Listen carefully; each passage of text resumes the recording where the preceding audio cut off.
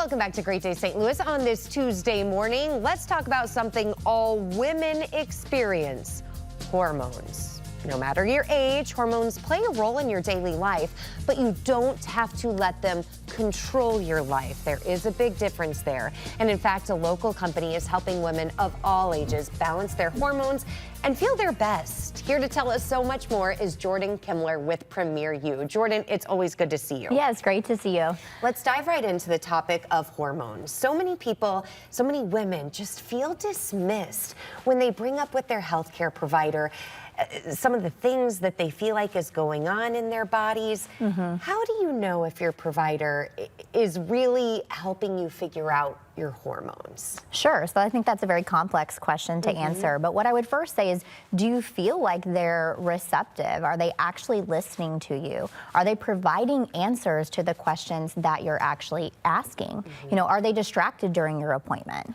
And I'm glad you mentioned questions specifically, because I know there are other women out there just like me who, before they go into their doctor, they pull up their notes app or get out a piece of paper to write down the questions to ask. What are some questions women should be asking? Yeah, so I think you're absolutely right. You need to be completely prepared for that appointment. Also making a separate appointment just to discuss hormones, right? So not at your annual visit, most likely, or even for your annual PAP, things like that. You want to have a very specific visit to talk about hormones.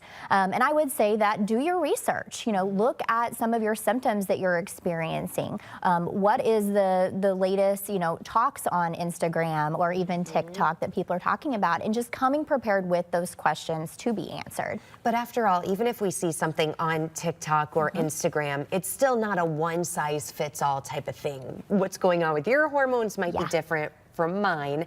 So how do we make sure our healthcare provider is making us a personalized program? Yeah, are they utilizing labs as well as your symptoms to address, you know, the treatment plan? Also, does your treatment plan not just include medications, but also lifestyle modifications? And I'm so glad you mentioned that, because a lot of us really don't want to take a pill or something like that, but we do need advice on what things we can change in our day-to-day life. Right. My final question for you: red flags. Are there any red flags we should be looking out for?